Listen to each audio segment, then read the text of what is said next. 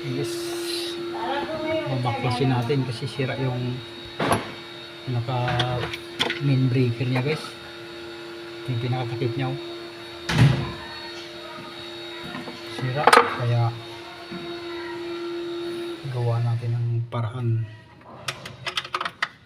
paano maganahin guys, kasi ayaw na mag-uuntok.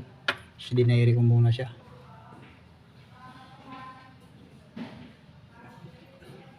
Punta doon sa isang breaker, i-direct muna temporary para gumana.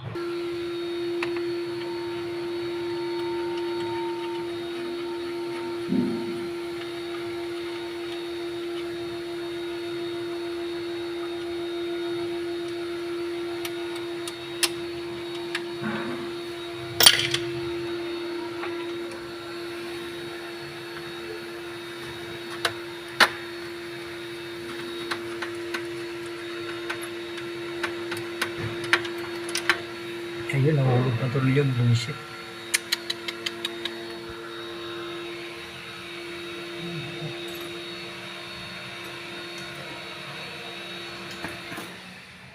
Hulog pa ang tornilyo. Ayan guys, gawa natin ang paraan kung bakit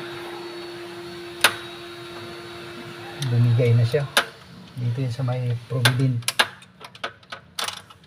Village, Marikina. Yan, tanggalin natin guys. Ito, laki nito, nasa 4,000 yata pag binibili. GE brand. Yan yung dinairik muna natin guys, para doon sa magkailaw ng temporary. Ito kasi yung binaha guys, binaala ng bagyo. Yan, yung temporary muna natin yung isang breaker na yun galing dito. Kaya ito, ayusin muna natin to guys. Pag hindi na maayos to, bilhin tayo ng bago.